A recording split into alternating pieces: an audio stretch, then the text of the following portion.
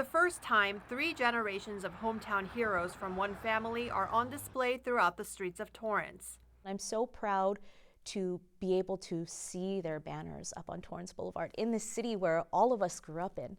Stacey Toju says she and her husband Justin sponsored these banners because it's important for their family to preserve their legacies. Growing up as a Japanese American, especially here in Torrance where there are so many Asian Americans, it's a story that we all know and we all grew up with, but I think a lot of people aren't familiar with it.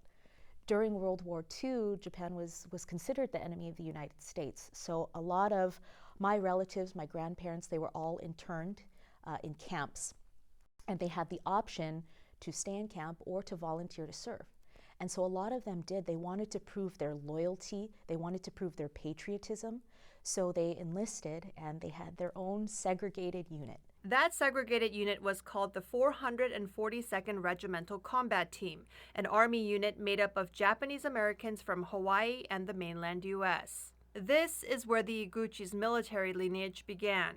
My grandfather, Kazumi Eguchi, he was in the Army and he served during the Korean War, which inspired my uncle, David Eguchi, to serve in the Navy. And he was a military Navy man. He was in active duty and the reserves for almost 25 years.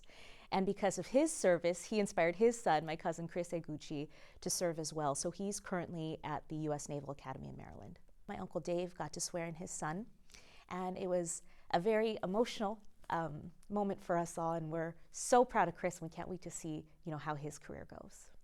Chris, David, and Kazumi Iguchi represent the 3 categories of military heroes that the city features through its banner recognition program: those who are currently serving in the armed forces, veterans who have served in the past, and veterans who have passed away. Stacey says her grandfather's generation is starting to fade away, and she joined the board of a nonprofit called Go for Broke National Education Center to keep their stories alive. Right now, all of the surviving Nisei vets, the youngest ones are in their early 90s, and the oldest ones are about 105. And there's a lot of them. Japanese Americans live forever. But, realistically, we know that they'll only have so much more time left with us, and that finite time is coming to an end.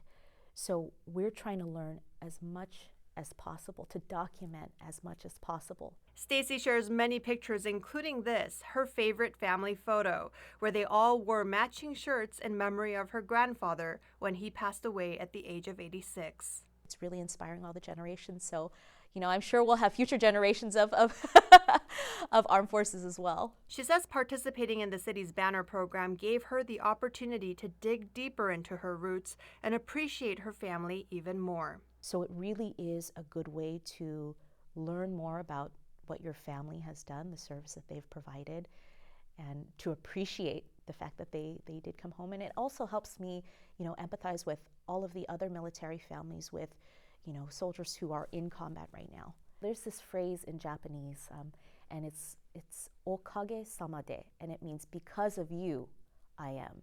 And that's a phrase we always use in my family and with Go for Broke as well, because really, we're here because of them. I'm Christine Lee with Torrance City Cable.